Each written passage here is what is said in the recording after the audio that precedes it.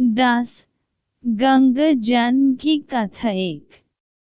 गंगा जन्म की कथा एक।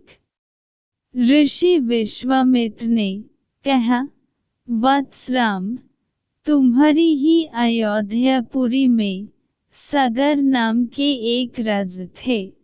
वे पुत्रहीन थे। सगर की पटरनी का नाम केशिनी था, जो कि विदर्भ प्रांत के राजा की पुत्री थी। केशिनी रूपवती, धर्मात्मा और सत्यपरायण थी। सगर की दूसरी रानी का नाम था सुमति, जो राजा अरिष्टनेमि की कन्या थी।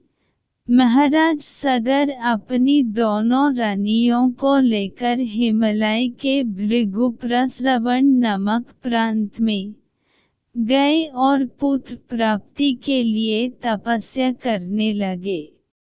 उनकी तपस्या से महर्षि भृगु प्रसन्न हुए और उन्हें वर दिया कि तुम्हें अनेक पुत्रों की प्राप्ति होगी।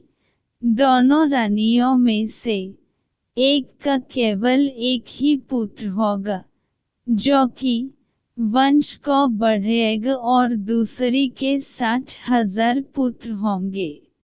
कौन सी रानी कितने पुत्र चाहती है, इसका निर्णय वे स्वयं आपस में मिलकर कर लें। केशिनी ने वंश को बढ़ने वाले एक पुत्र की कामना की और गरुड़ की भगिनी सुमति ने 60,000 बलवान पुत्रों की। कुछ काल के पश्चात रानी केशिनी ने असमंज नामक पुत्र को जन्म दिया। रानी सुमति के गर्भ से एक तुम्ब निकला, जिसे फोड़ने पर छोटे छोटे 60,000 पुत्र निकले। उन सबका पालन पोषण घी के घड़ों में रखकर किया गया। कालचक्र व्यतीत होते गया और सभी राजकुमार युवा हो गए। सगर का ज्येष्ठ पुत्र असमंज बड़ा दुराचारी था और उसे नगर के बालकों को सरयू नदी में फेंक कर उन्हें डूबते हुए देखने में बड़ा आनंद आता था। इस दुराचारी पुत्र से दुखी होकर सगर ने उसे अपने राज्य से निर्वासित कर दिया। असमंज के अंशुमान नाम का एक पुत्र था। अंशुमान अत्यंत सदाचारी और पराक्रमी था। एक दिन राजा सगर के मन में अश्वमेध यज्ञ करवाने का विचार आया। शीघ्र ही उन्होंने अपने इस विचार को कार्यरूप में परिणत कर दिया। राम ने ऋषि विश्वामित्र से कहा, गुरुदेव, मेरी रुचि अपने पूर्वज सगर की यज्ञ गाथा को विस्तार पूर्वक सुनने में है। अतः कृपा करके इस वृत्तांत को पूर्ण सुनाइए। राम के इस प्रकार से जिज्ञासा व्यक्त करने पर ऋषि विश्वामित्र प्रसन्न होकर कहने लगे, राजा सगर ने हिमालय एवं विंध्याचल के बीच की हरितिमयुक्त भूमि पर एक विशाल यज्ञ मंडप का निर्माण करवाया।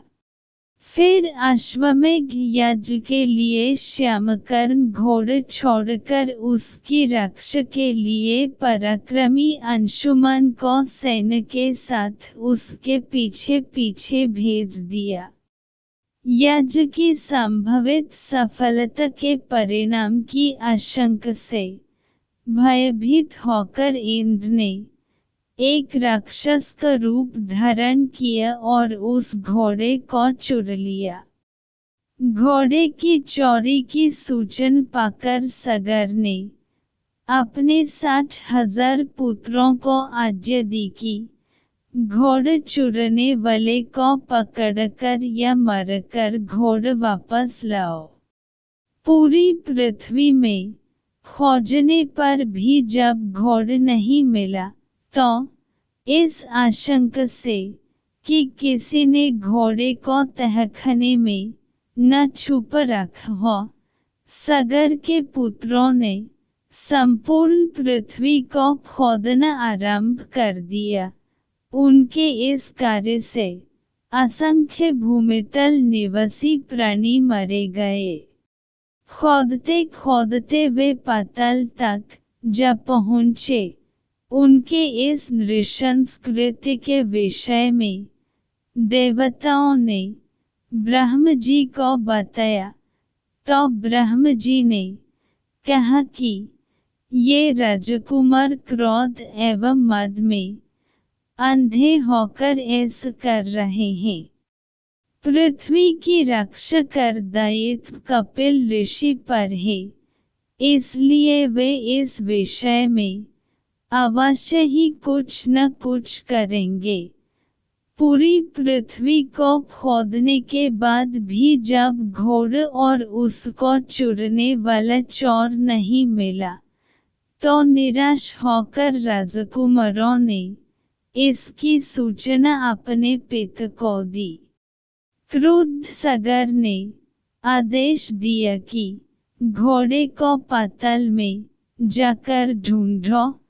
पाताल में घोड़े को खोजते खोजते वे सनातन वसुदेव कपिल के आश्रम में पहुंच गए। उन्होंने देखा कपिल देव तपस्या में लीन हैं और उन्हीं के पास यज्ञ का वह घोड़ा बांधा हुआ है। उन्होंने कपिल मुनि को घोड़े का चोर समझकर उनके लिए अनेक दुर्वचन कहे और उन्हें मारने के लिए दौड़े।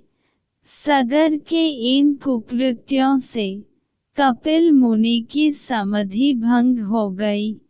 उन्होंने क्रुद्ध होकर सगर के उन सब पुत्रों को भस्म कर दिया।